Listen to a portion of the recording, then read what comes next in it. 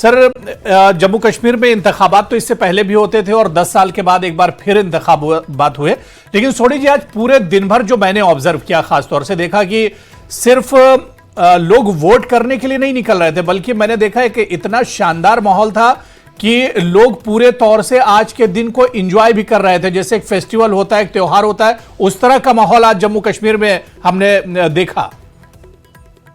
देखिए विशाल, इसीलिए इलेक्शन को फेस्टिवल ऑफ डेमोक्रेसी कहा जाता है जी। आज जिस तरह से लोग इतनी भारी मात्रा में बाहर आए हैं, इतनी लंबी लंबी कतारें लगा के जितने भी पोलिंग स्टेशन थे, चाहे वो कश्मीर वैली में हो, चाहे जम्मू रीजन में हो, एक और चीज़ मैं हुरेरा आपसे बताना चाहूँगा जो ज़्यादा एनकरेजिंग थी कि इन लाइनों में फर्स्ट टाइम वोटर्स भी ज्यादा थे और विमेन, औरतें बहुत ज्यादा थी। देखिए, एक कंजर्वेटिव सोसाइटी में पहले क्या होता था कि लेडीज बाहर कम निकलती थी, लेकिन आज हमने देखा कि लंबी लंबी कतारों में लेडीज बाहर आई थी वोट डालने के लिए। और हमारे रिपोर्टर्स उन लोगों से जब बात कर रहे थे तो उनका ये कहना था कि वो निकल रहे हैं कि एजुकेटेड लोग जो हैं उन्हें एम्प्लॉयमेंट मिले, जम्मू कश्मीर में डेवलपमेंट हो, जम्मू कश्मीर में जो अमन है वो कायम रहे। देखिए, बहुत इंपॉर्टेंट चीज़ थी, क्योंकि जम्मू कश्मीर के लोग जो हैं, चाहे वो कश्मीर घाटी के हों, चाहे जम्मू रीजन के हों, वो चाहते हैं कि पीस हो, पीस कायम रहे। 2019 से लोगों ने अभी तक देखा है कि कश्मीर घाटी में जहां पर आए दिन पत्थरबाजी हुआ करती थी, आए दिन वहां पर आतंकी हमले हुआ करते थे, आए दिन वहां पर जो सुरक्षा बलों पे हमले हुआ करते थे, उनमें कितनी कमी आई है। अब पत्थरबाजी नहीं हो रही। आप महिलाओं से जब बात कर रहे थे तो उन्होंने एक चीज को अप्रिशिएट किया कि बच्चे अब फ्रीली स्कूल जा रहे हैं। पहले महीनों महीनों के लिए तो स्कूल बंद रहते थे कि जो सेपरेटिस्ट आउटफिट स्ट्राइक कॉल देते थे। तो लोगों ने एक पॉजिटिव चीज देखी है और उस पॉजिटिव चीज को आगे लाना चाहते हैं। देखिए, जो वोटर है काफी अनप्रेडिक्टेबल होता है, क्योंकि जम्मू या कश्मीर में हम जब से इलेक्शन कैंपेनिंग का प्रोसेस देख रहे हैं, और मेरे साथी पैनलिस्ट भी इस बात पे एग्री करेंगे कि जो क्राउड एक लीडर को दोपहर को सुनने के लिए इकट्ठा होता है, वही क्राउड शाम को दूसरे लीडर को सुनने के लिए, दूसरी पार्टी के लीडर को सुनने के लिए इकट्ठा होता है। क्या वो क्राउड वोट में तब्दील होगा? वो आपने बिल्कुल सही कहा कि दूध का दूध और पानी का पानी 8 अक्टूबर को होगा। जी हाँ, बिल्कुल जाहिर सी बात है कि अब 8 अक्टूबर को जो तस्वीर है वो बिल्कुल क्लियर होगी। दावे तो सभी कर रहे हैं, दावे बहुत हो रहा है, दावे तो सभी कर रहे हैं, लेकिन तस्वीर तो 8 अक्टूबर को साफ होगी, जिस तरह से तेजेंद्र जी बता रहे थे। मैं अहमद अयाज साहब आपके पास आना चाहूंगा। अहमद अयाज जी, क्या वाकई में जम्मू कश्मीर के लोगों ने अब जमहूरियत की जो ताकत होती है या जो पॉलिटिकल प्रोसेस होता है उसकी अहमियत एक तरह से लोगों ने अब जान ली है, और यही वजह, चाहे लोकसभा चुनाव में आप देखिए बड़ी तादाद में लोग घरों से निकल कर आए, और आज दूसरे फेज में भी आप देखिए, पहले फेज की तरह ही दूसरे फेज में भी लोग बड़ी तादाद में घरों से निकल कर आए, तो लोगों ने अब इसकी जो इंपॉर्टेंस है वो लोग अब समझ रहे हैं। मजबूरी तौर हर एक यहाँ इस जमहूरी निज़ाम को और जमहूरी मामले को और उनकी अपनी इस वोट के हक को समझता है, क्योंकि हम यहाँ जम्मू कश्मीर में लोग पहले से भी जमहूरी निज़ाम में वोट करते आए और पार्टिसिपेट करते रहे। लेकिन अब जो 8-10 साल जहाँ से इलेक्शन हुए नहीं, इससे शायद कुछ और फैक्टर्स बढ़ गए, जिसकी वजह से यहाँ के वोटर्स ये एक चीज अपने आप को कुछ जिम्मेदारी के साथ महसूस कर रहा है कि मेरा भी कोई अब बहुत ज्यादा फर्ज है। जो हालात गुजर गए इन 10 साल में, एक तो ये कि नए वोटर्स भी आए, वो भी एक फैक्टर बन गया। दूसरा, ये जो स्टोन पेल्टिंग हुआ करती थी, माहौल नहीं मिलता था पार्टिसिपेट करने का, वो भी उसमें भी हमको कमी नजर आई और वो भी एक फैक्टर बन गया।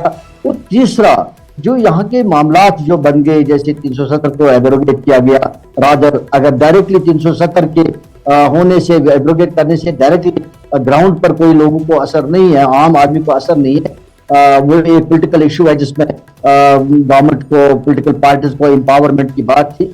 लेकिन जिस तरीके से प्रोसेस किया गया, विड्रॉवल प्रोसेस किया गया, एब्रोगेशन प्रोसेस की गई, कि लोगों को बंद करके सारा कम्युनिकेशन बंद कर दिया गया, बाहर जाने का उनको मौका नहीं मिला, सड़क पर ट्रैफिक बंद। आई मीन ये जो एक माहौल है, लोगों को लगा शायद हम डिसएम्पावर हो रहे हैं, उनको लगा कि जैसे हमारे बड़ा हॉट प्रेशर से महसूस कर रहे हैं, घुटन से महसूस कर रहे हैं। ये 2-3 चीजें फैक्टर है कि जहां लोग महसूस कर रहे हैं, ये सारा तभी मुमकिन हुआ कि हमारे पास इलेक्टेड गवर्नमेंट नहीं, ये महसूस लोग कर रहे हैं। तो इसकी वजह से ये एक जबरदस्त फैक्टर बन रहा है कि लोगों को बाहर आना चाहिए।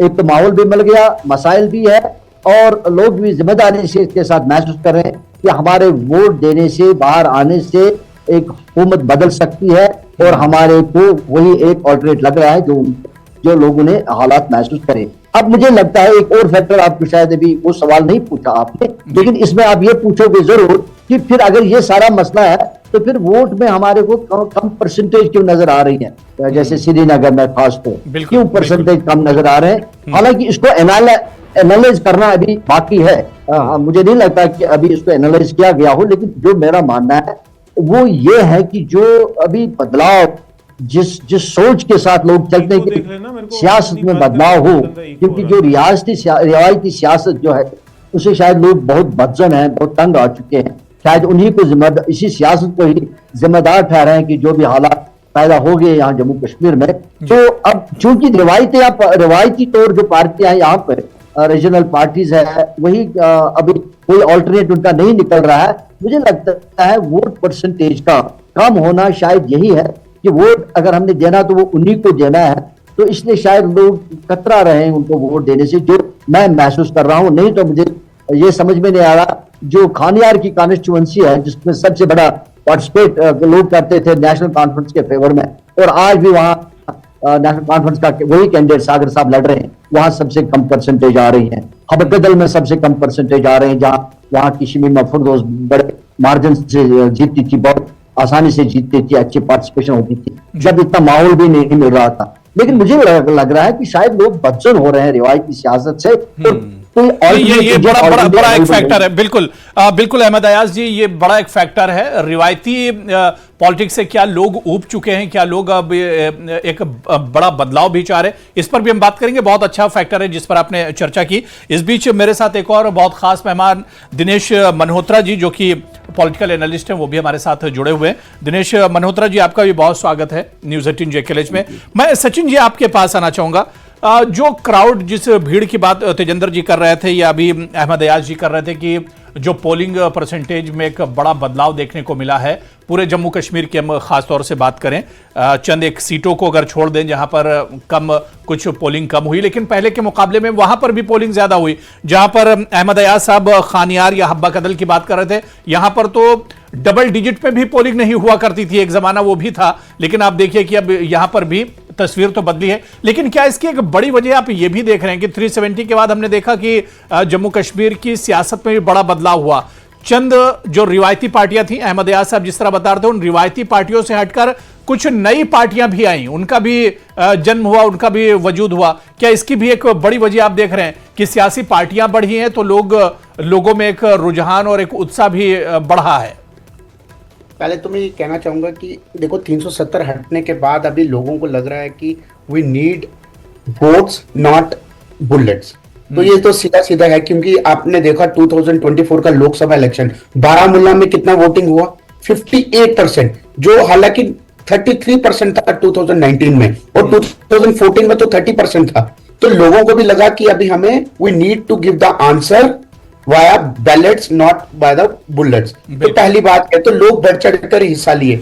अगर आपको याद होगा, अभी थोड़े दिन, कोई 10 दिन पहले राहुल गांधी ने एक तस्वीर डाली थी, ट्वीट किया था कि वो 10 बजे डल लेक पे आइसक्रीम एंजॉय कर रहे हैं। तो आप सोचिए 10 साल पहले शाम को 6 बजे के तो कर्फ्यू लग जाता था डल लेक पे, तो राहुल गांधी ये विक्ट्री किसको देंगे? ये तो काफी सोचने वाली बात होगी कि उन्होंने अभी देखो, अभी उमर अब्दुल्ला साहब ने 2 दिन पहले फोटो डाला, वो कैसे डल लेक पे अपना झंडा लेके आराम से इलेक्शन कैंपेनिंग कर रहे हैं। लेकिन आज तक मैंने उनको 2002 से लेकर आज तक तो ऐसा इलेक्शन कैंपेनिंग करते हुए नहीं देखा।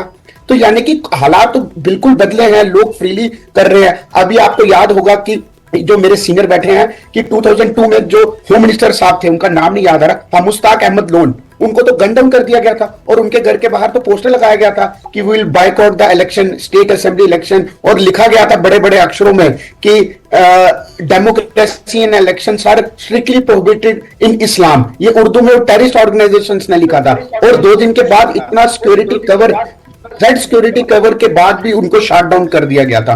तो ऐसा माहौल था। और ऐसे माहौल से जब आप इस तरफ माहौल आते हैं कि स्टिल यू आर कंपेयरिंग 2% से 10% बढ़ा है, लेकिन we are into the baby steps, तो ये काफी अच्छी है कि इस बार डर का माहौल नहीं है, किसी को इतना ज्यादा नहीं है, सब डोर टू डोर कैंपेन रात के 10 बजे तक हो रहा है। ये तो इससे बढ़िया बात क्या हो सकती है? आप खुद बताइए। तभी रात को 10 बजे आपने कश्मीर में इलेक्शन कैंपेनियन देखा 90s के बाद? सही। तो ये इतना अच्छा माहौल है, तो all credit goes to the government जो उन्होंने अच्छा काम किया।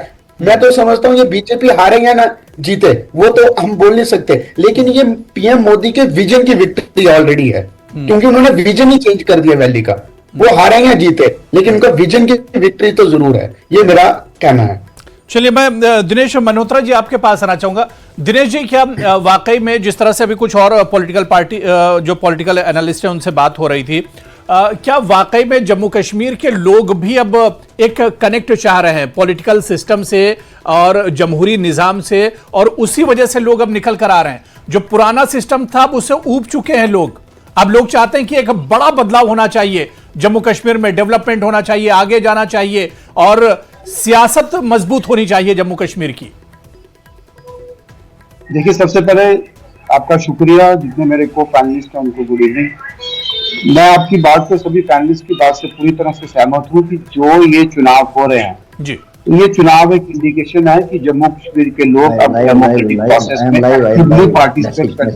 एक्टिवली पार्टिसिपेट करना चाहते हैं। वो देश के दूसरे, जैसे देश के दूसरे पार्ट्स में लोग डेमोक्रेसी में एक्टिव पार्टिसिपेट करते हैं, वैसे जम्मू कश्मीर के लोग पार्टिसिपेट करना चाहते हैं। 1987 में कुछ हुआ, एक नैरेटिव क्रिएट किया गया, उसमें सच्चाई कितनी थी, एलिगेशन कितने थे, उसके बाद लोगों का विश्वास एक जो डेमोक्रेटिक है, जमहूरियत से एक तरह से एक लोगों को धक्का लगा कि शायद इलेक्शन रिग हुए। तो उसके बाद धीरे धीरे सरकार ने जो कोशिशें की उसका रिजल्ट आज 20-25 साल के बाद ये है कि आज लोगों का विश्वास इसमें लोकतंत्र में बढ़ा है। मुझे ये लगता है as a student of political science कि सबसे बड़ा जो टर्निंग पॉइंट था जम्मू कश्मीर की हिस्ट्री में, जो लोगों का विश्वास बढ़ा था, वो 2002 के असेंबली इलेक्शन थे, जब वहां से गांधरबल से उमर अब्दुल्ला एक छोटे से पॉलिटिशियन काजी मोहम्मद अफजल से हार गए थे। उसके बाद लोगों का विश्वास बढ़ा था। तो आहिस्ता आहिस्ता ये विश्वास अब 2024 में 22 सालों के बाद ये विश्वास पूरी तरह से सामने आया। केंद्र की तरफ से भी प्रयास किया गया, उस समय भी बीजेपी की सेंटर में गवर्नमेंट थी, अटल बिहारी वाजपेयी केंद्र में प्रधानमंत्री थे, उन्होंने 2002 में फ्री एंड फेयर इलेक्शन करवाए थे, उससे आहिस्ता आहिस्ता विश्वास जो बढ़ा। अब जो सेंटर में गवर्नमेंट है उन्होंने काफी इनिशिएटिव लिए, फ्री एंड फेयर इलेक्शन में लोकसभा के चुनाव फ्री एंड फेयर हुए। इंजीनियर रशीद अगर उमर अब्दुल्ला को हरा सकते हैं तो लोगों का विश्वास लोकतंत्र में बढ़ा इससे, और अब असेंबली में भी लोगों का उसी विश्वास, उसी बहाली का ये रिजल्ट है कि लोग बढ़ चढ़कर पार्टिसिपेट कर रहे हैं वोटिंग में। बिल्कुल बिल्कुल तेजेंद्र जी, जिस तरह से तमाम जो हमारे पैनलिस्ट हैं बात कर रहे हैं कि पुरअमन माहौल में एक तरह से पोलिंग हुई और बहुत अच्छा माहौल देखने को मिला, लेकिन क्या तेजेंद्र जी आप भी महसूस करते हैं कि इसकी बुनियाद दरअसल लोकसभा के जो चुनाव हुए थे और जम्मू कश्मीर में जिस तरह का माहौल देखने को मिला था, लोकसभा के चुनाव में ही इसकी बुनियाद पड़ चुकी थी? देखिए हुरेरा, पहले तो एक चीज़ मैं ऐड करना चाहूँगा, ये जो चुनाव हुए हैं अभी तक 2 फेजेस के पुरअमन हुए हैं, इसका क्रेडिट उन लोगों को भी जाता है जो राउंड दी क्लॉक सिक्योरिटी का अरेंजमेंट कर रहे हैं, चाहे वो जम्मू कश्मीर पुलिस हो, चाहे आर्मी हो, चाहे सेंट्रल सिक्योरिटी एजेंसीज हो, जिन्हें काफ़ी मात्रा में यहाँ पर डिप्लॉय किया गया है, क्योंकि इनपुट्स जो थे वो ये थे कि आतंकवादी कोशिश करेंगे कि ये जो पीसफुल कंडक्ट है असेंबली इलेक्शन का जम्मू कश्मीर में, उसे किसी न किसी तरीके से डिसरप्ट किया जाए, उसमें डिसरप्शन डाली जाए। तो जो हमारे सुरक्षा बल हैं उन्होंने इस बात को सुनिश्चित किया कि कोई भी आतंकवादी गतिविधि जो है, घटना जो है वो कामयाब ना हो। हालांकि आतंकवादियों द्वारा डोडा, किश्तवाड़, रजौरी, पुंछ वाले इलाके में काफी कोशिश की गई थी लोगों को टारगेट करने की, असेंबली इलेक्शंस को डिसरप्ट करने की। लेकिन देखिए, लोगों का कॉन्फिडेंस बढ़ा है, आपने बिल्कुल सही कहा। वो कॉन्फिडेंस लोगों का कहां, देखिए जब इस साल भारी मात्रा में लोग पार्लियामेंट इलेक्शन में जम्मू कश्मीर में लोगों ने हिस्सा लिया, वो बिल्कुल वो कॉन्फिडेंस इसलिए बढ़ा क्योंकि जम्मू कश्मीर प्रशासन जो है वो एक पीसफुल माहौल दे सका था। आपको याद होगा पहले जब भी असेंबली इलेक्शन या कोई भी इलेक्शन जम्मू कश्मीर में होते थे तो ना सिर्फ हुर्रियत, ना सिर्फ आतंकवादी संगठन, लेकिन कई ऐसे ऑर्गेनाइजेशंस और भी थी जो बाइकआउट कॉल देती थी। ब्लैक डे डिक्लेयर किया जाता था उन संगठनों द्वारा कि लोगों को वार्न किया जाता था कि अगर आप इलेक्शन डालने जाएंगे आपको टारगेट किया जाएगा। ऐसे कई इंस्टांसेस पहले भी हुए हैं कि लोग जब वोट डालने जाते थे तो जिस उंगली पे इंक होती थी वोट की, वो उंगलियां काट दी जाती थी, उन लोगों को पहचान के गोली मार दी जाती थी। तो इस तरह का जो आतंक का दौर था, तब लोग घरों से बाहर निकलने में डरते थे, वोट डालने में वो संकोच करते थे और घरों से बाहर नहीं निकलते थे। आपने देखा होगा कि अर्ली जो 2000 में जो इलेक्शंस हुए थे तब श्रीनगर सिटी में कई ऐसे कैंडिडेट थे जो 600 वोट, टोटल 600 वोट पड़ती थी और वो जीत जाते थे 500 कुछ वोट्स लेकर। तो ऐसा भी जम्मू कश्मीर ने सिचुएशन देखी है। मेंबर पार्लियामेंट जो है 6000 वोट पड़ती थी, वो जीत जाते थे। लेकिन जिस तरह का सिक्योरिटी सिनेरियो जम्मू कश्मीर में 2019 के बाद बना है, जब से 370 को हटाया गया, देखिए अभी मेरे को पैनलिस्ट ने ये कहा कि 370 हटने का फर्क ग्राउंड पे लोगों को नहीं दिख रहा है, लेकिन दिख रहा है। आप देखिए पत्थरबाजी खत्म हो चुकी है, आतंकी हमले खत्म हो चुके हैं और प्रधानमंत्री डे 1 से इस बात को बार बार कह रहे हैं कि 370 जो था वो अलगाववाद, उग्रवाद को बढ़ावा दे रहा था, उसे खत्म कर दिया गया। तो आज आप देख लीजिए कश्मीर में आप रात के 11 बजे लाल चौक में घूम सकते हैं, आप डल के किनारे रात के 1 बजे घूम सकते हैं, जेलम रिवर फ्रंट पे आप घूम सकते हैं। इससे बड़ा बदलाव आपको जम्मू कश्मीर में और क्या दिखेगा? बिल्कुल तेजेंद्र जी, ये बहुत बड़ा बदलाव है जो एक तरह से देखा जाए, और ये सुर्खियां देखिए ऐसे ही मीडिया में सुर्खियां नहीं बनती हैं, वाकई में एक बदलाव है। और इस तरह का माहौल हो सकता है कि हमारी पैदाइश से पहले जम्मू कश्मीर का माहौल रहा हो, लेकिन हमने तो इस तरह का माहौल पहली बार ही हम जम्मू कश्मीर में देख रहे हैं कि लोग एक जश्न की तरह से, एक त्योहार की तरह से जो पोलिंग डे है उसको एक तरह से मना रहे हैं और उसको एंजॉय कर रहे हैं। मैं अहमद अयाज जी आपके पास आना चाहूंगा बहुत मुख्तसर में, क्या वाकई में ये एक बड़ा बदलाव ही इसे कहेंगे, या अब लोग भी ये समझने लगे हैं कि ये जरूरी है? क्योंकि आप देखिए, चाहे जमात इस्लामी से जुड़े हुए लोग हों, शिद्दत पसंद जिन्हें कहा जाता था वो हों, या अलहदगी पसंद हो, वो भी अब एक तरह से उनकी मजबूरी कहिए या जरूरत कहिए कि वो भी अब पॉलिटिकल सिस्टम से एक तरह से जुड़ रहे हैं।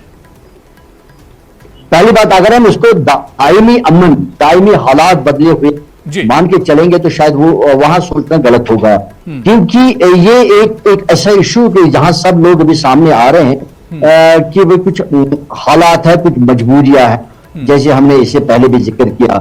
अगर हम ये कहेंगे कि हालात इतने बदले कि सारा जरूरी, क्योंकि अब अगर अमन आपको चाहिए तो फिर पॉलिटिकल सिस्टम में आना पड़ेगा। जी जी, ये दोनों का मरकब है, दोनों का मजमू है, मजबूरी भी है और जरूरी भी है, और मजबूरी ही इसको जरूरी करार देती, मजबूरी हो के ही ये जरूरी बन जाता है। अगर हम ये कहेंगे कि सिचुएशन इस हद तक बदलेगी कि अमन हो गया, हालात हो गए, नॉर्मल सी हो गई, वो भी नहीं दिख रहा है। इसलिए अगर वो होता शायद यहाँ से जो हालात जिस तरह से अभी आया सब जो बात अभी तेजेंद्र जी कह रहे थे कि अब देखिए पत्थरबाजी तो वाकई में पत्थर अब तो नहीं चलते हैं, अब जो स्कूल कॉलेज बंद हो जाते थे, बाइकआउट की कॉल दी जाती थी, उससे तो एक छुटकारा मिल गया कश्मीर के लोगों को। वो है, लेकिन वो पार्ट है, वो एक पार्ट है, उसका कुछ और वजह होगा। ये भी है कि भाई लोग शायद बंद है, वो भी है। मेरा कहने का मतलब है इसको हम दायमी ये कहेंगे कि सारा नॉर्मलाइज होगा, वो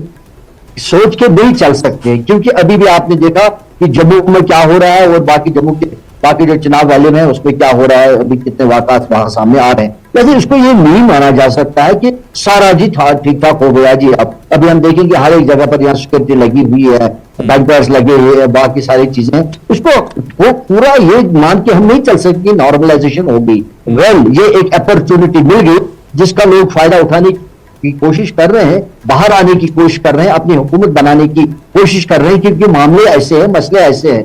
तो ये एक बदलाव जरूर नजर में आ रहा है, क्योंकि उनको थोड़ा सा माहौल मिल गया, जैसे पत्थरबाजी नहीं हो रही है और मुश्किलात भी ऐसे बढ़ गए कि शायद उनको उनका निपटारा, उनका मुदावा, उनका रेजोल्यूशन नहीं आ सकता है, ये जो in the absence of elected government. तो मुझे लगता है ये कुछ इश्यूज है कि जिसकी वजह से ये सारा हो रहा है। बहुत सारे लोग भी पार्टिसिपेट कर रहे हैं, वर्कर्स ये लोग भी आ रहे हैं, वोटर्स भी आ रहे हैं और खुले तौर घूम भी रहे हैं। आई मीन ये एक माहौल का एक असर है जिसको हम कहेंगे, या जमात इस्लामी के लोग इसमें आ रहे हैं।